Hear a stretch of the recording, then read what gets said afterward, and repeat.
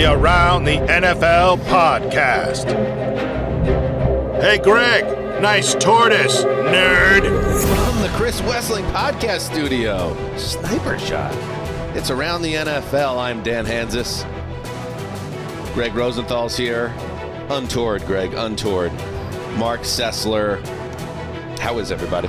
I'm all for a, out of deep space shot at Gregg once in a while, but that seemed unseemly to me. Gregg, well, I don't approve. I'm glad for the concern. Nori has been struggling with the move. We've had to move her cage all around. She hasn't been eating. Oh boy! The rain came and we had a covering, but we're having to buy something to cover up. But she got a little wet, so we're a little worried about Nori right now. Why does caring for an animal, which we've all done in our lifetime, and why does that make you a nerd among other things? Listen, we didn't write that. We didn't record it. We had nothing to do with that. Just threw me. We never do.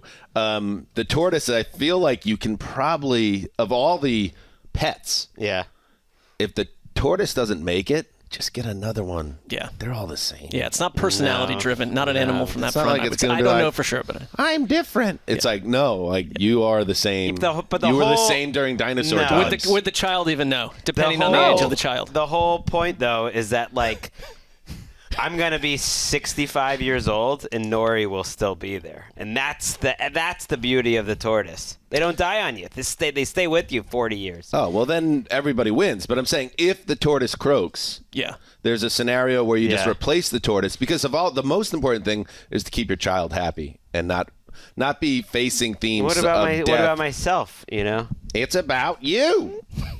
It's about the Around the NFL digging into a big news day.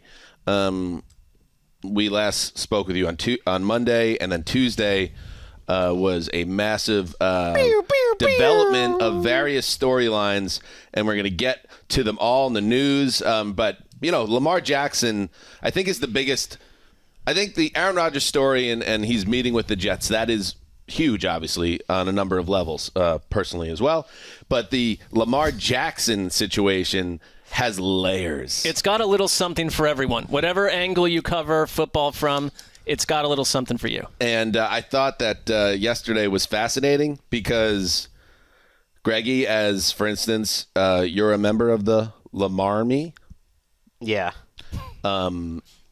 And I'm not I'm not a freedom fighter on the other side. I feel like you are, but you're just taking the easy way out. Just say how you feel. You think he's overrated. You're part of the Smarmy.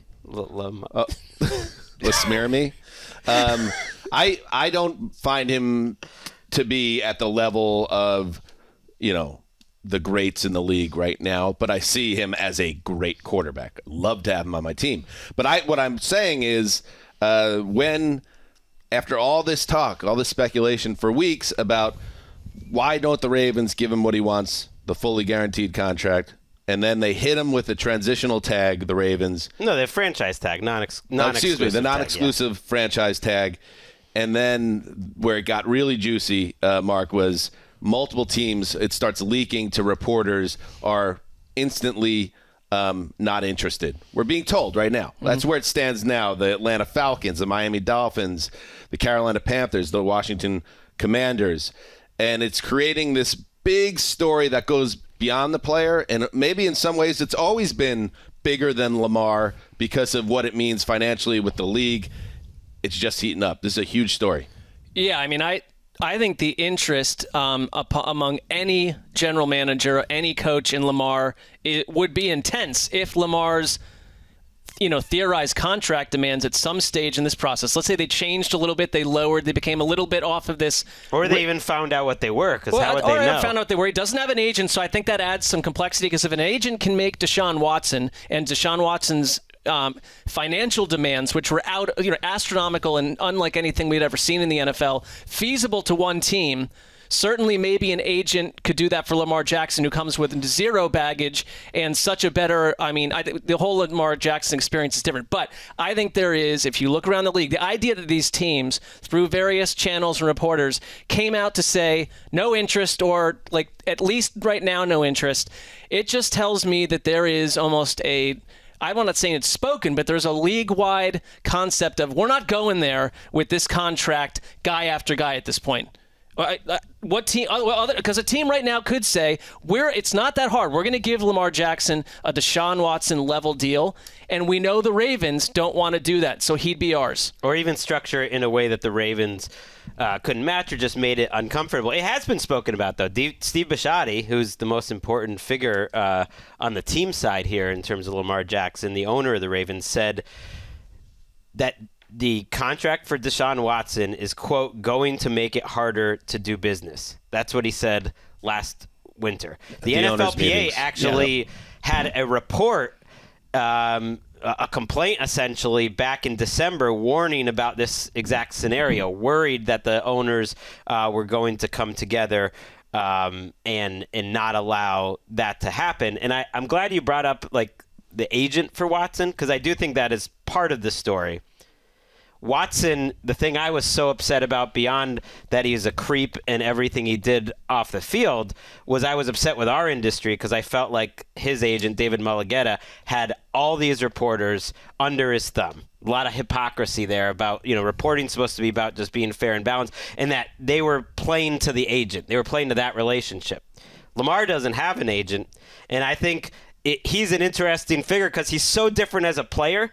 People don't, sometimes teams, the power structure doesn't know what to do with guys that are so different as a player. He's also different in this scenario either, except in this time, the media and the agents, who to me are very much on the same team, and they're working together. They don't I've heard on our air essentially people caping for the agent industry and saying this is why you need an agent. So from a PR angle, in terms of how we're handling it, the messaging is where I guess Lamar Jackson loses out from having an agent, because he has a bunch of reporters who it's in their best interest to make it like Lamar's really blowing it by not having an agent. Yeah, and here's the thing.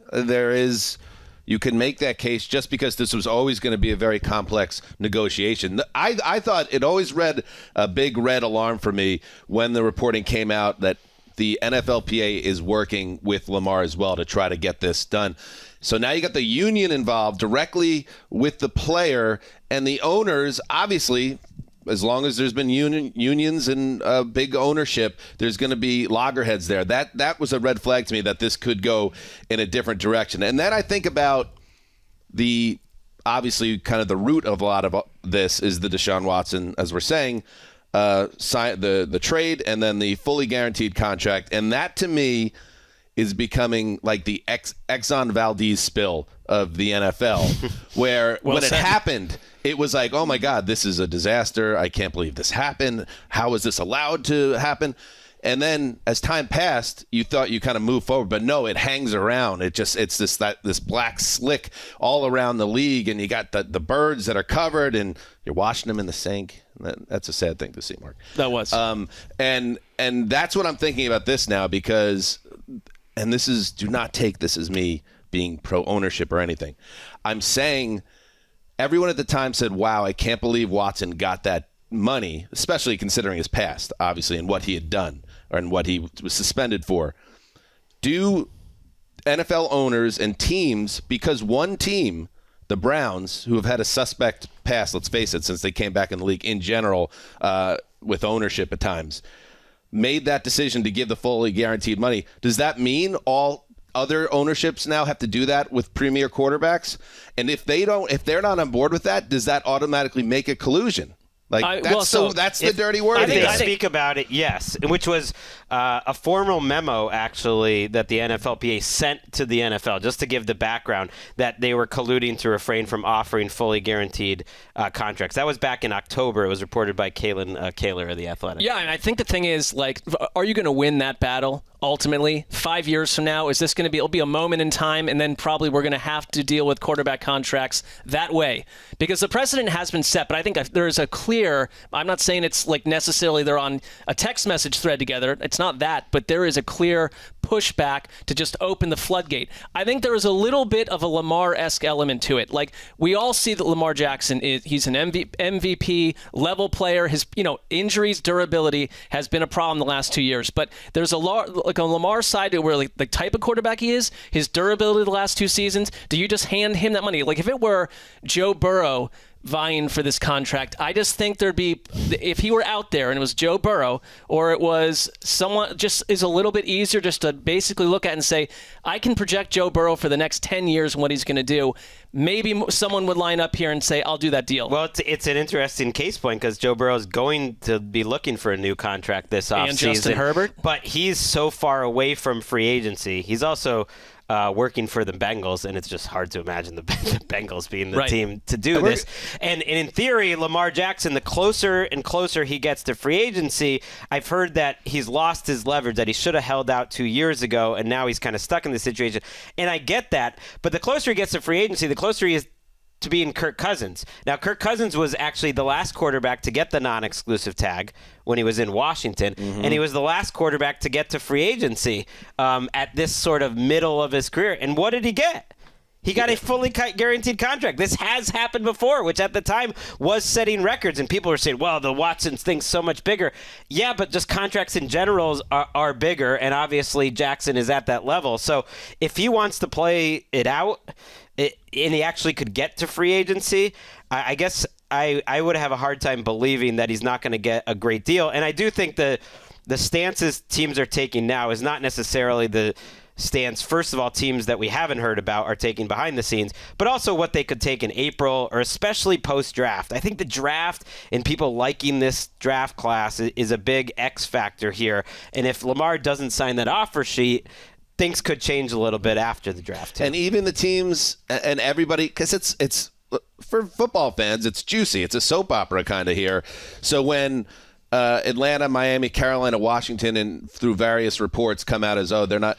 That doesn't necessarily mean they're not interested. To be fair, no national, for the most part, this was not national reporters who are usually the word on these things. This was like one reporter per team. The Falcons actually were one NFL Network we reported that was so widely reported and so definitive that I believe it, because the others were like not expected to. How it looks right now, they're not expected to this or that. And it was like one reporter. The Falcons came out pretty hard. I was like, dang, man. After Falcons. about 10 minutes. Sorry to interrupt. No, and the Falcons took over like Twitter for 10 minutes where it's like, this is the landing spot. It was an this obvious is the landing thing. spot. Okay, so that one I'm like, okay, I'll buy it. That's where on the other side of it, where it's like something doesn't smell right here, is like, why would these teams have that type of outlook where they were not even looking to negotiate when just because it's out there? And by the way, it was refuted directly to Stephen A. Smith, you might remember a week ago, that he was even looking for a fully guaranteed contract. Like, why would that keep you from at least having conversations with him, making a contract offer, which is, let's say, somewhere between like, Kyler Murray's deal or Daniel Jones's new deal, which we're going to get to, and give him an offer? Like, that's where it was a little bit to me like, wait, teams are just saying we're out? Like, we're just out? We're not even going to have a conversation? Frank Reich, a week ago at the Combine, he's looking for a quarterback in Carolina, and they're certainly in good position to draft one or trade up and draft the guy they want. But he basically said no stone unturned. We'll look through at every avenue. But so suddenly, I know that it's not the team saying this, but the no Panthers situation came a little quick. It's like, why? Well, at this point, I think the thing is the one little missing part with an agent is, like, you're right, Greg. Like, we don't know exactly what Lamar Jackson's asking for, and whatever he's asking for today or what he wanted a week ago or a month ago can shift and change, and suddenly you can bring these no's back into the pool, and you can bring these other teams, like if the Aaron Rodgers thing with the Jets goes south, the Jets are heat-seeking an answer. They shouldn't be saying no unless there's something out there in the atmosphere that says, do you want to be the next Haslam contingent that hands this type of deal to someone and draws the ire of every other owner? Just ruining everything again, 1 year later. The one thing it's like the Exxon Valdez that had ramifications that lived on. Here's the thing teams aren't going to broadcast this either. And even if they're saying they're out, like the teams that were in on Stafford, we didn't know until the last minute. The team, like Carson Wentz had a market a year ago. Matt Ryan had a market. And most of these had very little breadcrumbs before they happen from the insiders. As great work as the insiders do, the big stories this big haven't dropped until the last second. Of course, the Dolphins are going to put it out there that they're not going to be going into quarterbacks. They were saying the same thing about Tom Brady a year ago, and it took them essentially getting suspended and losing a first-round pick to find out what the truth was. Like, they're serving piles of you know what, and they could call it their side of the story to reporters. And in this case, and I think you're seeing how the reporting game goes. Like usually the agents presenting one side to the reporters and the teams presenting the other side. And here it's just like all the reporters are basically just going from the team side and in a vacuum of information when it comes to Lamar. I wonder at the end of the day if Lamar and his family realized what they were really going up against before they went into this negotiation. Like, and how, because obviously... Makes me root for him more, though. Sure. It makes me want to, Sure, like the precedent obviously was potentially set with Watson, and if Lamar got or gets what he wants, what do you think is going to happen with Herbert and Burrow and Jalen Hurts? So he becomes like this guy. Like, was the Browns thing a standalone situation that the league moved on from, or is this the deal that then cements this is the new reality? I think it would be a tipping point because why would you take less if you're Joe Burrow? And that's why it is odious. There is something to it. Yeah, as odious as Deshaun Watson, the saga was, like that agent did his job. Like he manipulated the media. He got him a fully guaranteed deal. Like maybe it would have helped to have somebody that was on his side that could read the situation because it was so multi-layered. But you know what? At the end of the day, I say all that, he's going to be fine. Right. Like, it's not like these people are talking, oh, this is collusion. Look at MLB in the 80s. That was hardcore stuff. Go read the Wikipedia on that. Daniel Jones just got a 4-year, $160 million contract. Geno Smith got, $100 million or whatever it was. These guys earn their paydays, and because they're quarterbacks, it seems inflated. At the end of the day, Lamar will get paid a huge amount of money. Right. An astronomical amount of money. Guaranteed money, too. It might just not be what the initial goal was. And he certainly doesn't need. I would expect him to, do a hold in if the tag thing is all that sits out there. How could he go back to the Ravens? Well, you see, I think that relationship feels kind of over to me. But even in another world, I think it wouldn't be if after July 15th you can renegotiate a new deal with Lamar, and it could be closer to this like $45 million a year, 46, where it's like maybe not entirely all guaranteed, but you get closer. It's so different than the Kirk Cousins situation, though, because that didn't feel contentious so much as was contentious with Washington while he was still there. But like, and then it felt like there was like a lot of. Was there? It was multiple franchises. It got ugly. Yeah. I didn't remember it that way. It actually almost felt uglier in a way that just because he was upset with the situation and eventually he got to go. The one thing, and I agree with what you're saying about how the owners could be looking at it, whether they're talking about it or not. One boring thing that I didn't really know much about, and I've heard more about it, is this whole escrow idea.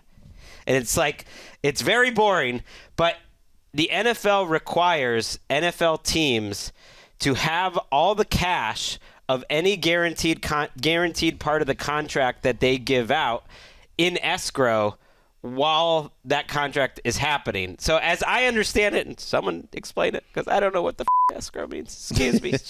It's all falling apart. Sorry, Wait, Graver. you did it twice. I did it twice. If you give Kirk Cousins his 3 years, $90 million or whatever it was, totally guaranteed 3 years ago, the owner of the Vikings has to have that $90 million in cash sitting there. Even if he's not spending it at that moment, you have to have actual proof that, like, we have enough money at this time to spend it. And you would think, oh, well, these guys are billionaire owners. Like, no way. There's a huge difference between how much cash some of these owners have and how much cash some other owners have. And I've heard the Raiders brought up as an example, for instance, that there's no earthly way Mark Davis could give that contract to Lamar Jackson. Just doesn't have the cash. Or Mike Brown. Or the Chargers. Right. Or the Giants, probably. Like, there are a lot of teams that just couldn't have that pile of cash sitting around. And there are a lot of teams, like Jimmy Haslam, who just like bought a portion of some other sports team. What did he just buy? The Milwaukee Bucks. He's just like, oh yeah, I'm going to go buy a quarter of the Milwaukee Bucks for $700 million. He's got that cash sitting around. And so that creates a scenario other sports have had where it's like really the rich owners can have an advantage over the other ones. And I think that's partly what some of them are afraid of or just simply can't do. It nullifies the salary cap. Before we're going to get back to Lamar, talking about some destinations that we like. Maybe we'll pitch some teams. We like them. Do these actual teams like them? That's the whole different. I don't know. It's the crux of the whole thing. Exxon Valdez really all going over on? again. I thought it was Valdez. That's I think two it's different Valdez. ships we're I think talking it's about. Maybe Valdez. mine We're survived. going to look into that during the break. I'm also going to share with you, I did a little digging. July 17th, 2017, Cousins signed his second franchise tag. The then Arskins did release a statement expressing disappointment. And then this is just a funny little note. Team president Bruce Allen said in his statement that Cousins was obviously important to our team and fans and detailed the team's offer made to the quarterback. He also talked about the decision in a video posted on the team's website, but referred to Cousins on 5 occasions as Kurt instead of Kirk. Totally. I remember that. That's pretty good. Good old Bruce Allen. Let's take a break, and we'll hit the rest of the news. Busy. All right, we're back. I got some developing news right here. Boom, Valdez, baby. I have an honest question for you, Yeah. Mr. Integrity over there. Integrity. Had Just proper pronunciation. Had I drummed up, I totally own the fact that there was no excuse for me to pronounce the name of that tanker incorrectly, and I did, and I'll think about that. But had I, out of thin air, had the correct pronunciation, would we have just gone through all the bells and whistles to? I wouldn't call it bells and whistles. Would it was we a simple be Google correcting search. your fallacy, or would we move right on into Daniel Jones? The bells and Richmond? whistles was the developing news. How about honest, just a yes or no? How about you don't hit out? Let's start there. I think it's I'm investigating the you scenario. got it wrong. Yeah. I got it right. Well, we understand where you're coming from with that. I said before the break I was going to check on it. So I had set it up with the audience. Right. I had to pay it off. That's what the host does. And then I paid it off. And I would have taken the L. I think it's a fair question on my part to ask if we would have gone to such lengths to inform the audience. I said what I said. Gregg? More like Valdez nuts. All right, let's do some news. It's best for anybody who has an interest in this to make a decision sooner rather than later. I remember, when Favre, before he retired, there were times where it was in April and May, and he still, we weren't sure if he was going to come back because he didn't come to any off-season program. And then in 2008, he actually did retire in March, and then kind of said, no, actually in June, after OTAs, I actually want to come back and play. And then that's when, I've been traded to the Jets, and there was obviously a lot of tension that summer. But for everybody involved directly and indirectly, it's best for a decision earlier. That's, of course, Aaron Rodgers from his mythic appearance on the Aubrey Marcus podcast last week. The way that nearly put me to sleep, just the way he speaks a little bit. Just very sleepy. Those are two best friends just chopping it up. Late at night. Yeah, late night chatting. Yes, that's what Aaron Rodgers said last week. He doesn't want to draw this thing out, and I think that would be great if that's how it plays out, because right now the Jets and Aaron Rodgers are in communication. On Tuesday, it was reported that the Packers had given the Jets permission to speak with their longtime quarterback, and then the Jets got on a private jet and met with Rodgers in California, and we don't know where things are right now. That's where we're at. But this is the situation now. The Jets are not going to have Derek Carr on their team. The Jets obviously need an upgraded quarterback, and now they're speaking with Aaron Rodgers, and all I could say is get it done. You cannot get into the red zone here and not put this across the goal line. Fingers crossed for everyone that follows Gangrene. Well, that assumes everyone wants Aaron Rodgers. Is that the case? I think Well, it is. smart Jets fans. I think it is.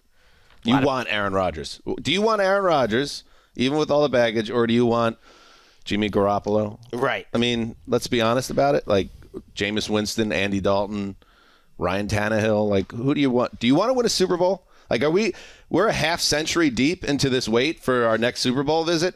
Do you want to win the Super Bowl? Because I am not. I don't think I'm overshooting the moon here when I say if they have Aaron Rodgers, and he has a better year than last year, of course, this could be a Super Bowl contender. I think those are the stakes right now. I'm with you. I think they'd be no higher than 5th or 6th in my list of like likely teams, but they would have right. in the AFC, but they would have a shot.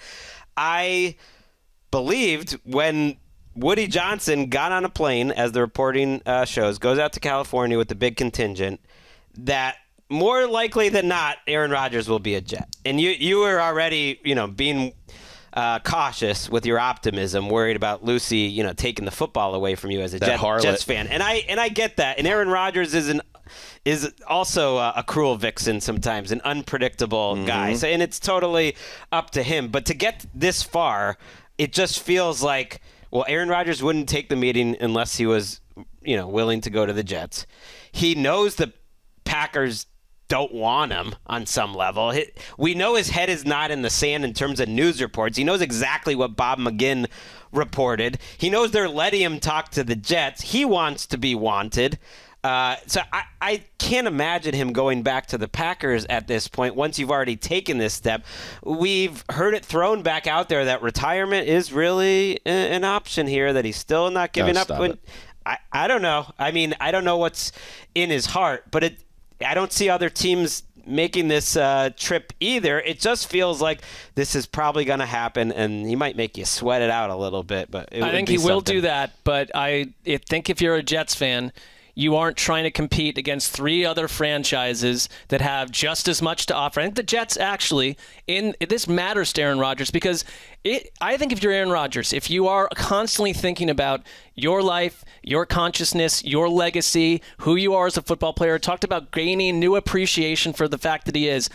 The one thing about the Jets, and applied to the Browns back when Odell Beckham went there and all this other stuff, if you turn the Jets into a winner, if you took them to a Super Bowl, if you won a Super Bowl, it doesn't even matter about anything else ever. Aaron Rodgers becomes complete and total legend, and he's completely won.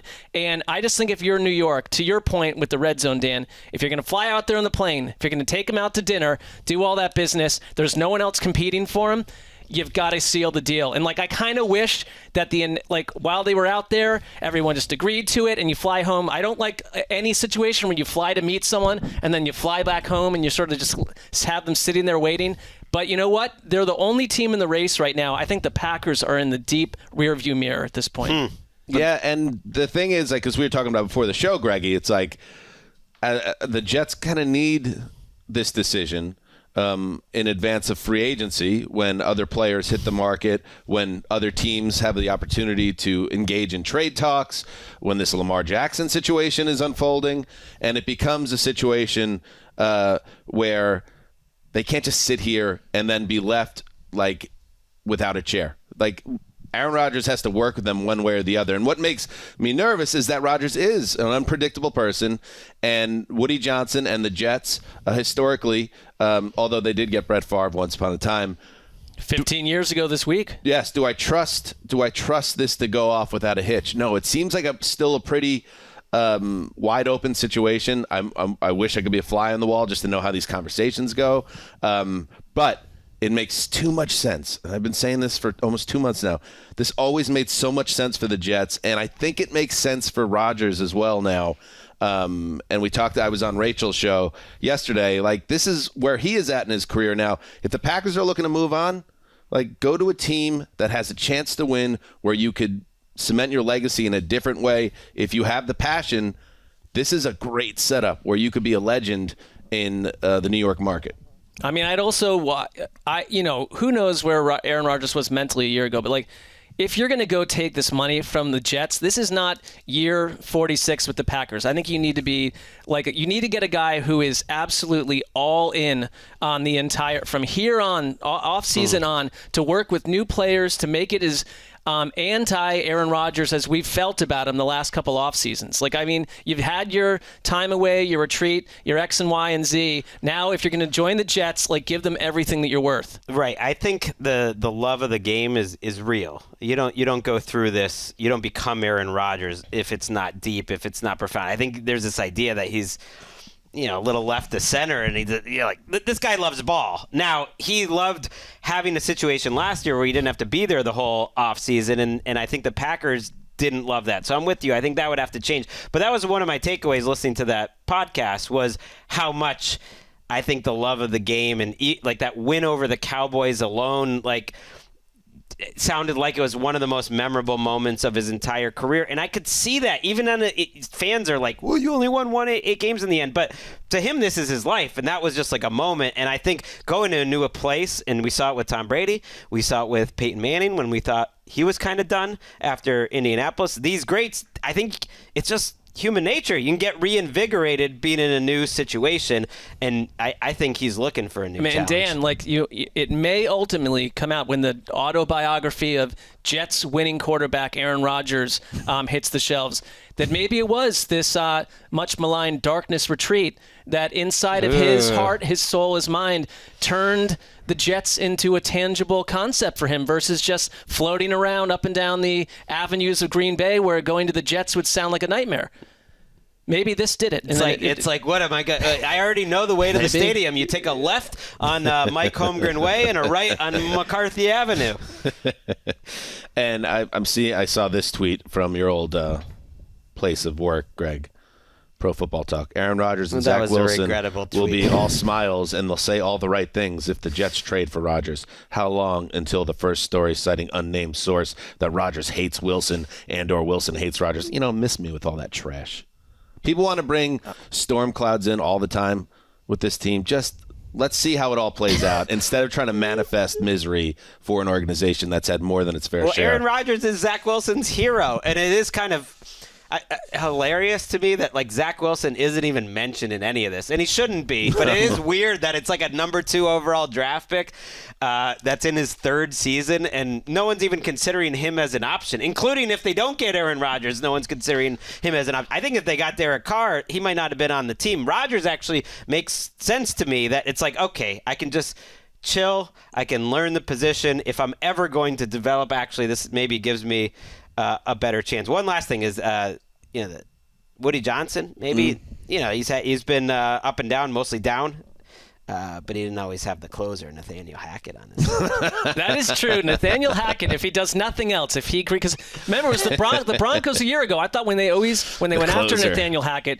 that was when we were going Aaron Rodgers to Denver. Like, that would have greased the skids, and it didn't happen, but a year later, Nathaniel Hackett all roses. You know what I would love? If the trade happened and then they have the big press conference. First of all, I'd want Hackett to do similar to what he did with Russell Wilson at the press conference. Come on, y'all. Russell Wilson. Holy sh! I want that again, word for word. Just replace the quarterback. I also, if he's the one that gets this done, I want him entering the press conference, Hackett, to Enter Sandman by Metallica. Totally. Mo Rivera style. Then you just build a statue of him outside. And he just comes in like a rock star, dressed like Dean Blandino, ready for a night out. Oh, my God. He's already been more valuable to the Jets than he was. Then he's got to actually coordinate the offense. That's the problem part. I do think the Packers have the Jets over the barrel a little bit in terms of trade talks, though. You send the owner there. You know that they don't really have an option B. But do the Packers have an option B? They do. I think they want to go with Jordan Love. You mean in terms of another trade? With leverage and like who can they pivot and say, well, if you don't give us this, we're going to go to... I think it's just something where you kind of know you're going to get a deal done, but I think the Packers start out with a little extra edge here, and it's weird because the contract's so big. I have a hard time figuring out what Aaron Rodgers' value is. Because he's obviously better than Russell Wilson, but you're not going to get the Russell Wilson package at this point. I don't think you're going to get that close to it, turning actually. 40, so that does factor into it. Is there any reality where the Jets get out of this with Rodgers and their first-round pick? How can you be Brian Gutekunst and trade Rodgers without a first-round pick being involved? Right. I just think part of it is he's part of this story too. I'm putting it 17% chance, but I think there's a chance. I feel like we're surprised sometimes by the way these trades right because of the money. Yeah, because of the money, it might be like a first and a fourth, or it might be next year's. But that's a first, though. Sure, or You're next year's first. fourth and this year's third. And he has to work with them, right? Because he has to say, well, I also want to go here, and then they could play those two teams off each other. It's why it's messy, because sometimes you compare one situation to another, like Lamar to Watson. It isn't the same exactly, and like you can't compare Rodgers to Stafford, for instance, or Russell Wilson. I actually think the Jets won't have to give up as much as those teams gave up to get Rodgers. All right, let's stay in northern New Jersey and talk about the Giants, who they make a huge splash on Tuesday, which, by the way, was the birthday of Justin Graver, our producer. That's true. Well, happy birthday, Justin. Thanks. How old did you turn yesterday? I turned 31 years young. People don't really talk about 31. 31 just sneaks under the radar. It's going to be a big year for you, buddy. Well, it comes after a massive landmark. So the 30s, they start to get lost a little. Lost. There it is. What'd you do for your birthday? Jessica and I had a nice brunch, and then we had a nice day together inside watching some Oscar contender movies, so we're ready for this weekend. That is so cute. And she got me a nice few gifts, a very nice dinner, nice dessert. It was great. Were there any... If you could see the look in his eyes as he's thinking about the birthday evening, you wouldn't. I think it sounds like you had a great time, Justin. I'm happy for you. Were there any moments, and I know it must have been uncomfortable, but like where you were apart, and did you FaceTime during those moments? Like when you were in the bathroom, for instance? No, there was no FaceTiming yesterday. There was a lot of texting with you guys. At one point, Jessica was like, you have to be on your phone so much. It's your birthday. And I'm like, yeah, it's a really busy week at work. We're trying to plan all this. It was maybe the busiest day of the offseason. Free agency, and you're an adult. So, how about the gift from us to you? No emergency podcast yesterday. That was tremendous. And you know what? I also have to thank a quote-unquote anonymous person for contributing to our dinner fund last night, which I'm not supposed to know who it is, but I know. And thank you very much. Is this somebody in the studio? Yes. I think I know who it is. I think I know exactly who it is. If I had to choose between the two, both very upstanding gentlemen, but because this person wants me to say who it is. But should I? Because I know it's from the playbook, because this person has done the same for me in the past for different things. I see. Yes. It was Marc Sessler. I'm not confirming or denying. A very generous man, Marc Sessler. Thank you. Well, does that make up for the Valdez thing? Gave you that? No, not even the least, because my intention was for it to not be spoken about. But I'm happy that you enjoyed your evening, Justin. Thank you. Until Dan gets involved. All right, let's see. Daniel Jones. Two-parter here. So they do come to terms on a long-term deal. He signs a 4-year, $160 million contract that includes reportedly $35 million in incentives. How much is it virtually guaranteed, Greggy? 82, I think, in the first 2 years, and then you get 12 into the third year as well. How about this? How about looking at Tuesday is not a bad day for Lamar Jackson, but maybe a great one, because I think he will get more than Daniel Jones from somebody, and that will make him very happy, I believe. Good way to look at it. That's just another way to look at it.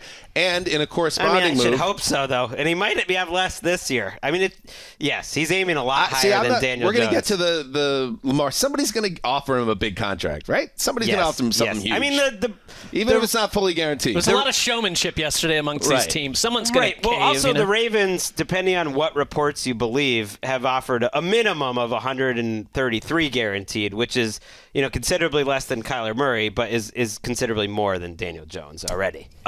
So because they were able to get a deal with Jones, they didn't have to use the franchise tag, which allowed them then to use that on Saquon Barkley, who now will most likely stick around. You keep the nucleus together, the two most important players on that offense, and then it's up to Joe Shane and Brian Daboll, Marc Sessler to build up the offense around them, and we shall see. So much, obviously, this is all built around the idea that Jones goes from what he was last year, which was a functional to good starter, to great quarterback, franchise quarterback. It's a gamble, but also there's a lot of money out there for quarterbacks. It's a lot for Daniel Jones based on really 1 year where he looked like a complete change maker to me. I mean, if suddenly they put Jason Garrett back at his head coach, I'd hate this deal, but it's full trust for me and Brian Daboll, what he did last year, and having the ability to continue to do that with Daniel Jones as really kind of a guy who's becoming a top 5, top 7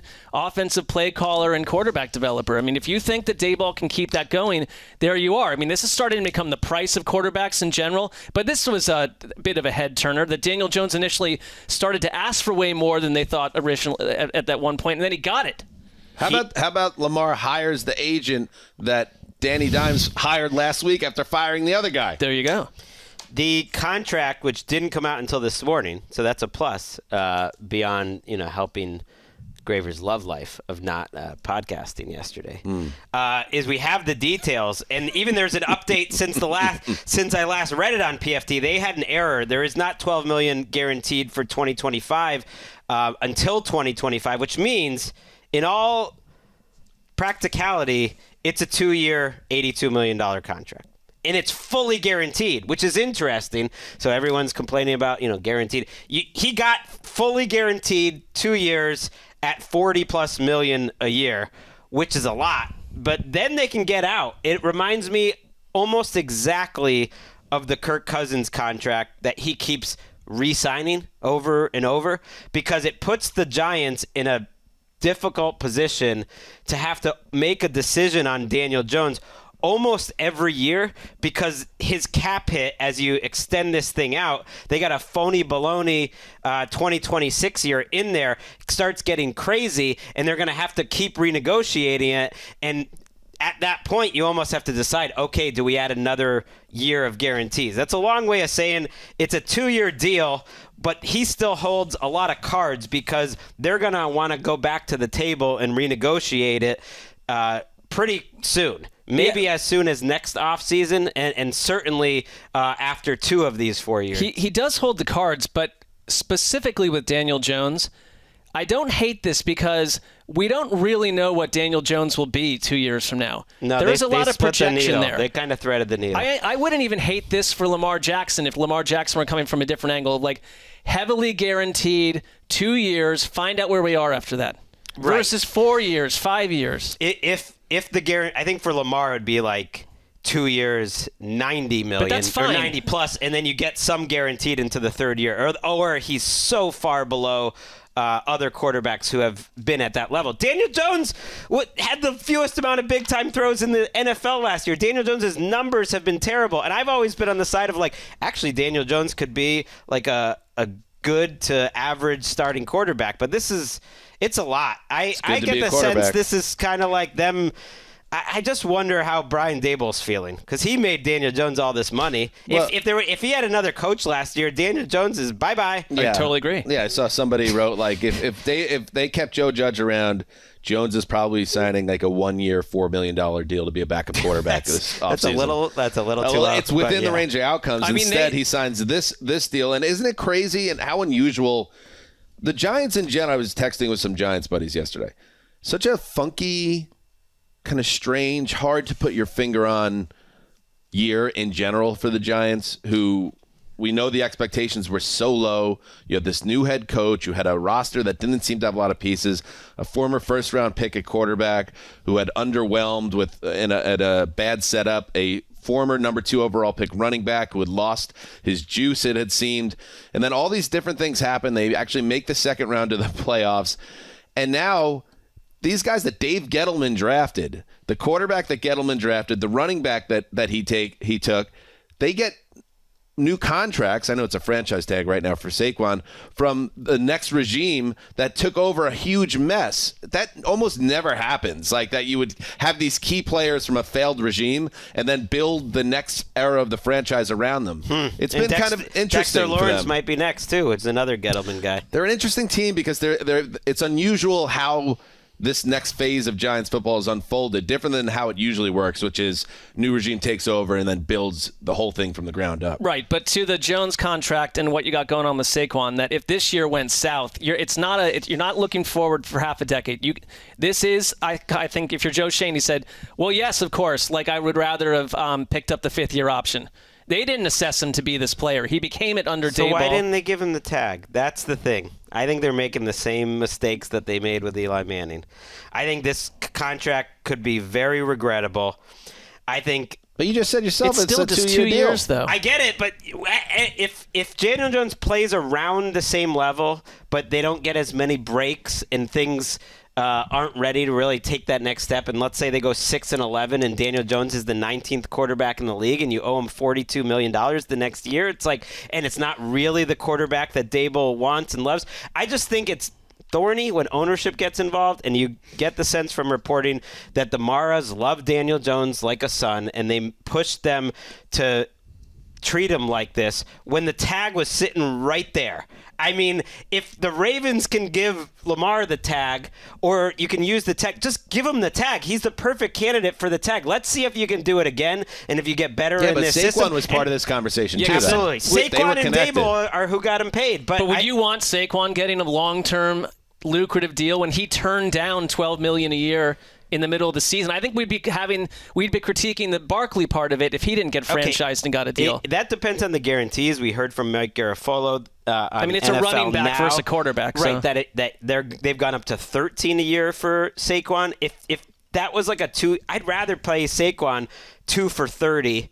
In most of it's all of it's guaranteed, and tag Jones than committing this extra year to Jones and paying the extra money when you don't need to. Where I see where you're coming from, Gregg, is and why this is again, with everything else with the Giants, they're kind of an interesting team right now and unique in some ways. Like, you don't typically pay this kind of money and give out this type of contract on a projection. Mm-hmm. Of course. Like, he has not proven he's worth this type of money yet, but they're so confident internally that he will be that guy that they're rolling the dice a little bit. I think it's Daboll betting on Daboll as much as it is on Daniel Jones. And it's their guy. It's their in-house guy. I put something into that. I put something into ownership and the front office. Yeah. And maybe Daboll is not so hot about it, but I think he probably swings a pretty big stick in there after what he did in his first year, that they believe in him. So believe in your guys. They did. They showed it and they paid. Yeah, it is tricky because they weren't their guys to begin with. Right. It's weird. As you mentioned. And I think Dexter Lawrence is going to be the next guy who gets a long-term deal, and he makes sense as an elite interior defensive tackle. One thing it does do is it helps them spend more of their cap space this year. Daniel Jones's cap number is way, way lower. It's at $19 million than it would have been if you got a tag. So that would have been at 31. So they have $12 million more to spend, and they need to. They got a lot of holes. Let's hear from Dimes, who spoke to the media on Wednesday. In a situation like this, you're trying to do what's best for you and your family while also balancing, being part of a team and understanding the goals and the vision that we have as a team and as an organization. And that was certainly important to me throughout the deal. And I think we found a way to do both those things, right, and to do it the right way for both sides. So yeah, that was certainly important to me. Saquon, I've said he means a ton to me as a teammate, as a friend, and means a ton to us as a player. So certainly I won't talk about his business, but that was a piece of it too. He's the perfect Giant. I know Greggy 42 and 46 and all that, but he's kind of that's why the Maras love him too. Like, he's that guy that you could send him out there, say nothing interesting, be a good organizational soldier, and somebody that, like Eli, you could just kind of plug him in. They see him as that type of this figure, yes, of stability that they could build an organization around. He's a guy you'd want your daughter to date. How about someone who can make some more big plays in the passing game? It annoyed me. I know the Eagles were one thing, but he did light up some teams at the end of the season. How about him getting the standing ovation before the entire Giants crowd? I think you'd want your daughter to date that guy. He's also making $40 million a year. He's considerably older than Gregg's daughter. I'm not talking about Gregg's daughter. That's not what I'm talking about. I'm saying like they like him like you read these reports, they like him like a son. It's like, okay, Daniel Jones, how about you try not to be aggressively boring? Like Pat Leonard was on our show, right? And he had that whole interview where he sat down You're and so mad about this. Where are we going with this? Okay, so they had the steak dinner, and Daniel Jones told him, yes, he told him what I present publicly, I go out of my way to be as boring as possible. And it's just like, why? I don't know if there's that much like charisma and everything exciting beneath the surface. Not everybody needs to, command the spotlight. But you don't and have be to a little be party boy. You don't have to commit. Just be yourself. Why? To me, not being yourself. I think that kind of is. I think he's boring. I mean, that could be. He is being himself. But he said I think. That's his strategy, that he doesn't. Maybe that's a cover because he's self-conscious about how boring he is. So he's like, "Hey, this is all just an act to keep the media at bay." It was like, actually, I mean, it worked I'm for the Joe most boring man Flacco. alive. Outside of him not getting that Johnny Unitas movie role. I let the record show. I think I've been the biggest Dime supporter on this podcast throughout his career. Listen to the last 5 minutes of the show. Can you wrote a whole possibly article settle about down it. for I don't like 5 this minutes? contract. I'm just saying, like, as a player, I've always thought, okay, he's a little underrated here, but now he's a little overrated. The man got paid. Well, everybody gets paid. Just like Geno Smith got paid. How about that, Greggy? I bet you're happy with that contract. I was. Geno Smith. This came down, of course, as it always does, right after we taped on Monday. The veteran quarterback who had a incredible breakout season in year 9 signed a 3-year contract extension that includes $40 million guaranteed. He makes $28 million in the first year of his new deal. And this is all funny money, but just so you know, like Geno, comeback player of the year, 30 touchdown passes, maxed out every possible incentive, I believe, on his deal, got $7 million last year, and it was probably the most he ever made in his life. By far. He had only made 7 but he had made 17 in his career before this contract. And now he quadruples his 2022 salary in the first year of his new deal. Good for Geno Smith. I got to say it, Greggy. I'm happy for him. Now, is this a lot of money to give out to a guy that has had one big year in a decade and kind of cooled off down the stretch? You could make that case. I won't do it, though, because when you have the year that he had, and just like with Daniel Dimes there in New Jersey, they like him in that building, Seattle. And they're like, we believe in him as a guy that we could kind of trust to run our offense and be a face of the team. Geno got paid. Yeah, this was a win-win. I mean, this to me is one of the best stories in sports for Geno Smith to come through. It's so unlikely at this point. And like I said, yeah, $17 million in his whole career, now $40 million guaranteed. But I don't think it's too much. I think the Seahawks actually got him to take a pretty team-friendly contract, and I think he understood where he was at in his career, and he's not as young, he's not a first-round pick like Daniel Jones, and that all factors into it, but it's a very different contract than Daniel Jones. It's really a 2-year, $50 million contract, and they can get out of it if they want after 1 year, really. That he's going to make $12 million guaranteed in 2024 regardless. And so that's a lot of money to have to just give away, but we've seen teams do it if for some reason they wanted to move on. And otherwise, yeah, it's a 3-year, $75 million contract. There was a ton of incentives. There's a ton of incentives, but it's 3 for 25. So that's right around the league average, or even below it for starting quarterbacks. I think it's a completely fair contract. I think he was a better quarterback than Daniel Jones a year ago. That's the thing is Derek Carr and Geno were better quarterbacks and are better quarterbacks, I think, than Daniel Jones. I don't know if Derek Carr was last year, but it's $42 million less than Daniel Jones. I think it's very much a Seahawks situation too, where they were looking to move on from an ego-drenched starting quarterback who was clashing with leadership, and they moved on to Geno Smith, who fells Russell Wilson in the opener, which I thought was symbolic and beautiful, ends up breaking Russell Wilson's single-season passing record along the way, completely changes the way we feel about athletes who struggle as quarterbacks over the first half decade of their lives, and in theory, I think, is exactly what the Seahawks are looking for. The Seahawks under Carroll want to still be this like team first type situation. $30 million of this is in incentives, which speaks to Geno and the team believing that he can reach those. And if he does, good for them. And they can also go out and draft someone like Anthony Richardson and have him in a perfect situation to develop behind Geno Smith and figure out what you do at this point. I don't think you stop looking at young quarterbacks, but Geno's not in the way. But you keep a bridge here, and it's a great way to end a good story. Had he ended up somewhere else, it would have been an ill taste after the comeback player of the year operation that he pulled off. I kind of think they're going to draft Richardson now if he's It's there perfect, at 5. though. Why not? Sure. It's such a great opportunity. He would for them. only sit for so long, Like 5 weeks probably. But Right, and that's where the contract kind of being a 1-year deal, maybe 2, comes into play if something like that should happen. But who knows? Maybe Richardson is the guy they truly love, and he feels like the guy they would truly love. They just love big traits, guys like physical freaks. But maybe Richardson goes 1 overall, and they don't get the chance, and they end up taking a defensive lineman. Or Richardson Are people goes talking about Richardson going 1 a overall? little bit. Yeah, I mean, I think it's a little. Well, it would depend who would trade into that spot. Yeah, inflated, but that's some crazy. people around the. Or he goes number 4 overall. The Colts take him. Whoever it is, maybe the Seahawks don't get him, so they're kind of covered either way. I just feel like the way things worked out because of the Denver trade and then just hitting the lotto on Geno, you have an opportunity. It's like an organizational life hack here, where you could be a contender in the NFC, have a season where you're contending for a division title,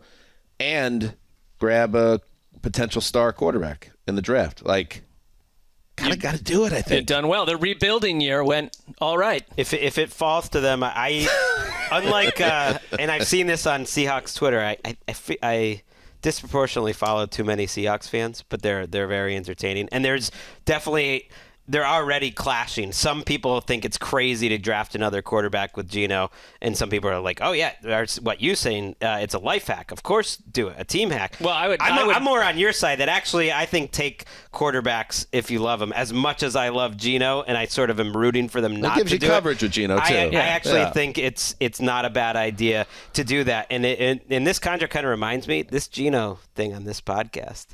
Just us talking Geno. Mm-hmm.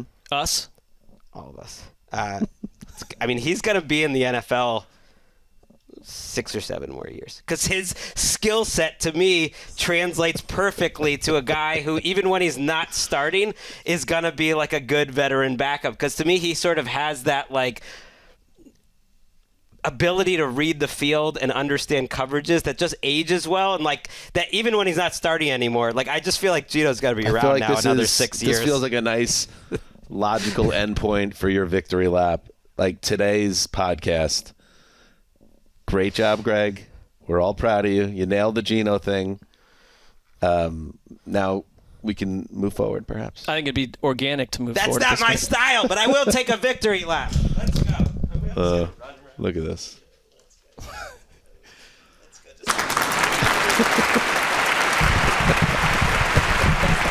Gregg literally just ran around the desk. I like that. It's the dumbest thing I've ever done. I like that. Here's Pete Carroll and Geno Smith. Yeah, when you guys get your chance and you really dig in, you'll see that it is Rodgers comes to the Jets. When I do leaning on that way. We're counting on him coming through and doing the things that he was able to do last year. And if he does that, he's going to get rewarded. And we know that if he's able to come back and do that, he's going to have a great season, and we're going to be in great shape. We're going to have a real chance to be at our best. So it is heavily structured that way. And I know he's gambling a little bit in that sense on himself. Which I mean, what does that say about him to he's do that? clear about it. They were, this was part of it, and the perfect person throughout. So it's a really strong part of the contract, and I think that's maybe why the ownership is so happy with it too. If you perform and you get it done, and gladly we would reward. And so I think that was a real combination of thinking that worked out for us. That's Brock and Salk show on Seattle Sports 710 AM. It's like unbelievable. What does it say about Geno that he just quadrupled his salary to $28 million this year? What a soldier! Well, it's saying he took there's an extreme amount of incentives. That's integrity. Incentives.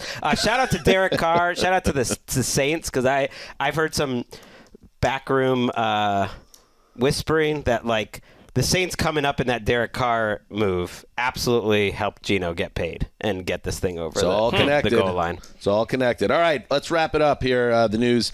No franchise tag for Chiefs left tackle Orlando Brown. There's some saucy tackles available to teams if you're looking to overpay for a guy that's a little older but also has a track record. KC edge rusher Frank Clark also no longer connected to the Chiefs. He has been released. The Bucs cut ties with their veteran left tackle Donovan Smith, so that's another dude out there. And the Dolphins say goodbye to cornerback Byron Jones. He's released.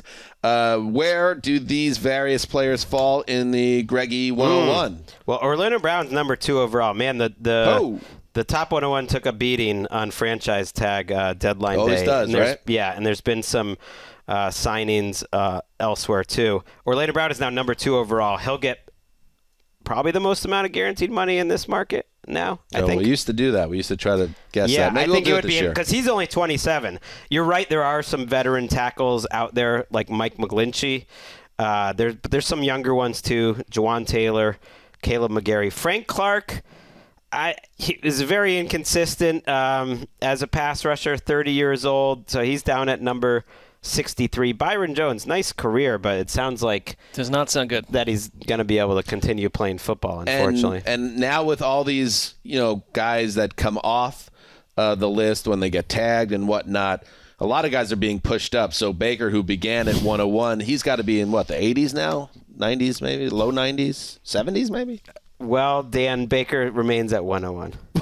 Wait, you just lock him in there? The old 101 conundrum. Yeah. So 101 is more of a mindset. It's a spiritual thing. And so it is unfair if you're a Baker Mayfield fan that as these other players are coming off the board, our editor, Ali Banpuri, points out, are you going to be comfortable if Mike White and Sam Darnold now pass Baker on the list because he's stuck do a at lap 101. around this desk when Darnold passes Baker. How many Baker fans do you have coming at you about this glitch? Not many. Where's Darnold now? Is he at 103 or something? I think it's something like that where he's creeped up 9 spots. So we will lock it in when free agency actually opens. But yeah, there will be more players flying off this list. Amazing. I love it. The 101 conundrum. Let's take a break and wrap things up with some more Lamar chatter. All right, here we go. Before we say goodbye, obviously we did a lot of talk about Lamar Jackson and his situation at the top of the show, but it makes sense to talk about what teams make the most sense to you guys in terms of where he should land. And I'll leave it up to you guys because I didn't put too much into all those reports of those teams being out, so you could certainly represent one of those teams in a more meaningful way and pitch Lamar on why he should join the team. Marc, get us going. I would love to see what Shane Steichen and the Colts could do with Lamar Jackson. You are representing the Colts right now. Yeah, I'm representing the Colts. I think that you've got an offensive mind who turned Jalen Hurts. We've got, the collective we and you've got a coach that basically turned Jalen Hurts into a high-flying MVP candidate and a Super Bowl quarterback. And Lamar Jackson, I don't know if our city, Indianapolis, totally feels like the place where star players want to go necessarily compared to a Miami or something like that. But we have a quarterback need, and I think we've got the coach. We've got a lot of. Wait, why did you mention why the stray to your own city in your pitch?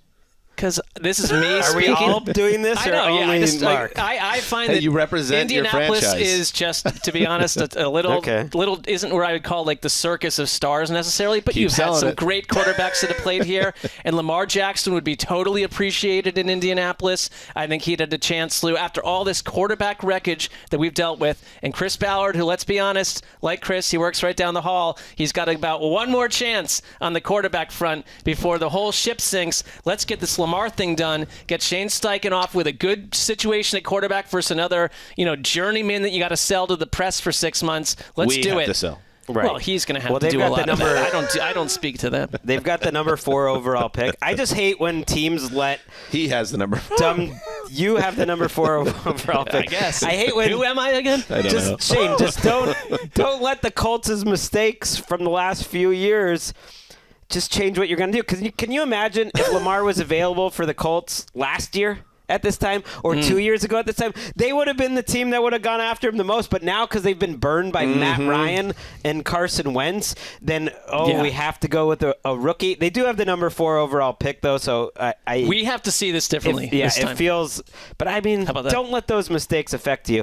And he's not Shane Steichen, by the way. Shane Steichen I was speaking about our coach who's got experience working with – He's a rep for the organization. Okay, am I a rep? Nameless rep. rep. You're a public rep. Okay, I want to make amends, too, as a public rep for the New England Patriots, who drafted Sony Michel 31st overall in the 2018 draft. That one hurt. When all the national reporting and local were like, it doesn't quite make sense because Brady's still here, but they really love Lamar Jackson. And I was just hoping. I just felt perfect. The end of the first round. And they took Sony Michel, who, by the way, was absolutely vital in winning their 6th Super Bowl in that playoff run. I'm just saying. It was the right move. So That's good. Good cover. Wasn't the right good move, cover. but now's the time. Now's the time to do it. They're laying low. I've been into Mac Jones, but if you have a chance to get Lamar Jackson, yes, I think you could find a home for Mac Jones. Maybe get some sort of pick back, and you make it happen with Lamar. We make it happen. Make it happen. Yeah. Bill O'Brien, who would you rather have with Lamar Jackson? Probably like 7 or 8 people. Yeah, I could think of maybe a few. 13. But he did coach Deshaun Watson. They're very, very different players. But it just showed to me that Bill O'Brien can be flexible, whereas he went from like Hoyer to Watson. He went kind of from Watson as a runner to Watson much more as a pocket passer, and I just think it would make my life more fun. And I would just as a team rep, yeah. Right, as a team rep, I'm a huge fan of the Around the NFL podcast, and I'd love to get Gregg Rosenthal back on board, and bringing in Lamar, that would do it. Really? That's interesting. He's taken a victory lap. He's now referenced himself as a vibrant character, not from the third-person angle. You're edging dangerously close to having a neon sign behind you at this point, Greg. I'm a human. Classic non-human move. All right. They don't feel like that crazy of a out-of-left-field team. I think they would be into it. Yeah, I'm curious about... And they hate the Ravens, so... Yeah, they hate the Ravens, and that's cool. And they don't really. They respect them, but it's like a rivalry. It's certainly a rivalry. With the Ravens, I guess they lose some control here at this point, obviously. But they do ultimately have the final say about whether they want to match a contract. Would you be comfortable trading or losing him to an AFC rival at that level and then having to deal with him for a decade plus potentially? Or with the Patriots. But you left yourself open to these type of situations Yeah, by they making the move they did. Come on, Kraft. You got that escrow money? Let's do it. I think the Ravens have to be okay with the idea that someone could craft a contract they're not going to match, and they move on. I just think that's part of this. But I don't know if New England... I had them on my thing too as a potential fit, but it's like, do you think the Patriots, the way they operate, would dish out that kind of money for Lamar Jackson? I don't know. I think all bets are off with the Patriots right now. They've been very unpredictable. They are willing to spend on top of the market type guys when they feel like there's a value there, and it just feels like the end of days in terms of Belichick and. Things are erratic. Right on that I mean, they freaking hired Matt Patricia to be their offensive coordinator a year ago. Yeah, I think they're willing to just do some things. I'm a public rep, front-facing rep for the Atlanta Falcons, and I just want to let everybody know, like, we were just joking yesterday. Just want to get people mad. We want to get the Lamar me fired up and cause some buzz so that when the reports leak of us whining and dining Lamar come out, it makes us look that much better. Oh, wow, they're playing chess. The Lasmarmy is not going to like that. And listen, sometimes you don't overthink things. We got a ton of guap. Escrow out the ace. We got escrow out the ace. You ever heard Home Depot? Ever heard of it? Yeah, these are large storefronts, large stores. Go get your lumber, bitch. Yeah. Home Depot. It's like, oh, you won you got your team because your dad had a good day at the racetrack. I built Home Depot. Literally. Screwdrivers, everything you need, hammers, plumbing supplies, fencing, carpeting, indoor and outdoor, grills, wood, lumber, a lot of wood. Depot. So we got the escrow, and we also have a head coach who knows how to win with a mobile quarterback. We got a nice offensive line. Marc, I know you are a rep for a different team, but who we got in the backfield in Atlanta? You've got a wide-ranging assortment of battlers, of maulers. I got you. I teach you. You got Cordell Patterson, and you got... Isn't he your guy? I'm not speaking about any player from other team. I'm not going to create an... Tyler Algier. I'm not going to He speak is about... officially your But guy. I'm me. I'm playing team rep. I'm not Marc Sessler. Okay, fair. Tyler, who was that? That is not what I say. I am now battling myself. Tyler Algier, bang, who averaged 5.6 yards per carry. Oh, Kyle Pitts. Oh, Drake London. Oh, a good offensive line. Did I mention a weak division? Did I mention playing in a dome? Did I mention playing in Atlanta? This makes too much sense to not happen. So you can have your little Rossini reports out there. That's fine. You can get people fired up on Twitter. You can get the Lamar me angry. But at the end of the day, we are the place for this guy. And we might not offer him $235 million guaranteed or whatever, but we're going to give him a ton of guap, that Home Depot guap, and he's going to come to us because it's too perfect. It was an interesting move to, out of the gate, rush to let him know we're not interested. That was the one team that annoyed me the most. They do having have fun. the number 8 overall You're draft having pick, fun, too. but- They have the number 8 pick. Do you ever go into Home Depot as a kid with your dad or whatever? And Sure. He kind of sets you free and you just start wandering around. It's kind of a fun place to get lost in. Those aisles are like Aisles. 40 yards tall. There's just all sorts of. There's a home and garden area outside. You wander out there. It smells nice. The birds are out there.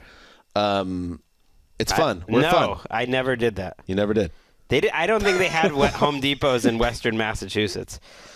Well, back in my youth, it took a lot. I feel like it was maybe. It took a while to come out. I mean, but it's a larger version of being taken to the hardware store when you're young. Sure. It's got that lumber smell. It's got I had some good time at True Value. Sure. Hardware store. Which is the opposite, by the way. And I think Pergament was.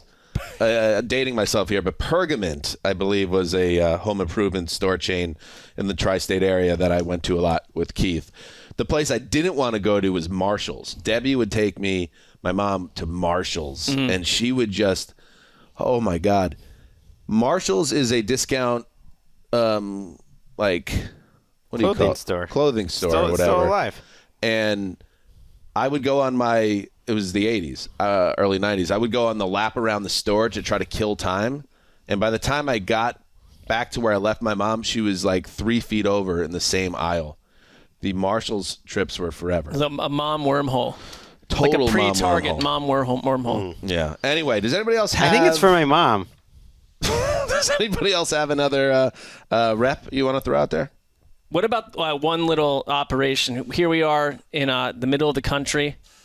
And everyone just assumes that we're going to be parting ways with our quarterback and just taking this guy that's played like 82 snaps and everyone thinks we're set. Well, Jordan Love could be sent back to any team anywhere in reverse, and we just have Lamar Jackson as our quarterback in Green Bay. We love the idea of having the backfield we have. We're a cold weather team. You get Lamar Jackson as part of a run-heavy offense and our growing defense, and the Green Bay Packers would welcome Lamar Jackson after what we've been through with our rather extra veteran quarterback of the past, decade plus, and we'll take Lamar from here and go. And I think the Packers are this team that sits out there as an excellent fit that's not being talked about because we're operating in the shadows. Can I ask a question?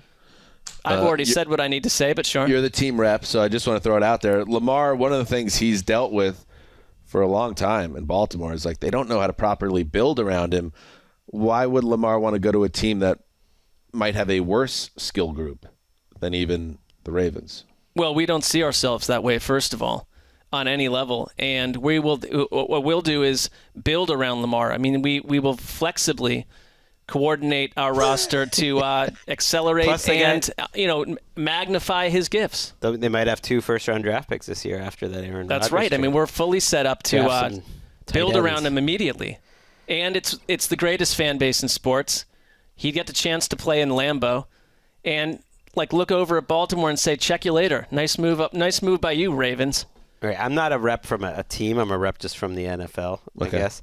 And what I would say is there's just so many teams out there that Lamar would really juice up that people aren't even talking about. I know and where it you're only going. takes one or two. No, I'm not going anywhere. Could be anywhere in these divisions. Could be Detroit. It could be Minnesota. Carolina still makes a lot of sense. Tampa, they've got a cap situation, but they certainly need a quarterback. Someone's going to pop up and provide a home for Lamar. Yeah, I agree. I mean, I think that's home. I thought you were going to go with Washington because what fan base needs a fresh start more than the Commanders, and maybe you have a fresh start from the top down, and then Lamar is your quarterback, and you could finally, after decades in the wilderness, feel like you're onto something fresh and beautiful and exciting. But yeah, you would stick it to Baltimore. Those two organizations don't really. They would hate that they even don't versus like the each other. Patriots. Yeah. They don't like each other. I will make one last team rep move, which is come home, Lamar. We got a quarterback here in Miami that we're putting it out there publicly. We do support him. We would only come off of Tua Tagovailoa if we got a super duper star, an MVP caliber quarterback. That's who you are, Lamar. Come home. He's a super duper star. Yeah. He was an MVP, and he's a top 10 quarterback whenever he plays. Had some injuries, but it was nothing crazy. The Ravens are 45-16 with Lamar Jackson and 2-8 without him. That's superstar level stuff. I think he's a superstar. You said super duper star. Okay, so I'll leave it at superstar. I think he looked great. But I'm just saying, It's the one thing we haven't really talked about today, which is Lamar Jackson. Is he a superstar or is he a super duper star? Because I think that might define whether he ever got his wish or not, and how much do people put in. 2019 was several years back now, 2 injury-plagued seasons, and the production wasn't extremely high. I was looking at the QBR. He was kind of a middle-of-the-pack guy each of the last 2 seasons. He was top 10 this year. His EPA per dropback from 2019 through 2022 has gone from 1st to 14th to 16th to 21st.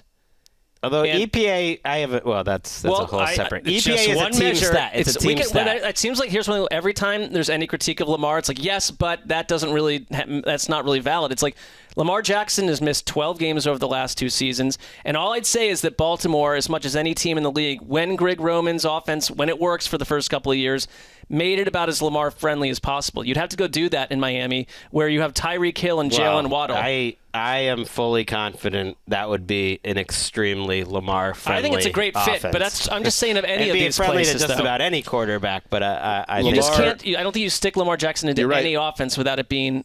Lamar was aimed 9th his way. in QBR this past season, behind Jacoby Brissett. The year before, he was 17th behind rookie Mac Jones. So that's the only. I'm certainly not trying to take down his value. But you also got to use your eyes. Aaron Rodgers was 26th in QBR, and I just think using your eyes. If Super Duper Star is top 5 quarterbacks, he's not there right now. He's not. Do I think there would be a chance he can get back there? Certainly, but he's not there. He's more in the 6 to 10 range. So I'll just say my final kind of thought on the situation, and because if there is any type of backdoor conversations going on with owners on how to handle this, that's something that needs to be brought to light. But if you are not in that top 5, should you be getting the type of contract that is nearly unprecedented in the league? Is that carve away conspiracy theories? Is that partly at the heart of this? No, and it happened last year with a quarterback. Right. Who's not top 5. With 2. Kyler and Deshaun Watson. I mean, Dan, I'm with you. I think Lamar Jackson is a tough long-term sign. I really think that I wish you could craft a 2-year deal that rewards him richly for the player he is, which is unlike any other player in the league. And I think it would make it easier for teams. Okay, so try some of this stuff. I don't know about 2, but 3 maybe. Mm-hmm. Try it. Talk to him. Don't cancel yourself out. See if we can get creative, because that's the weirdest thing to me. Seems like he kind of wants out of Baltimore, or that the Ravens are ready to do this. See what you can come up with. Maybe it will work. Maybe it won't. Yeah. All right. That's it. Thank you to everybody for listening. Supersized edition of Around the NFL with good reason. We'll be back sooner than you might expect with Around the AFC in 48 minutes with the great Colleen Wolfe. Around the NFC in 48 minutes will follow soon after that. So a big week. And, of course, we are on standby. We took Tuesday off because it was Justin's birthday. Had to. But otherwise, we are locked and loaded for whatever may come next. And, Justin, do you have something on escrow real quick? Real quick on Greg escrow. Greg nailed it. Escrow is you put the money away. Greg was spot on. Okay, Greg, go around the desk again. It's a one-time bit. Heed the call.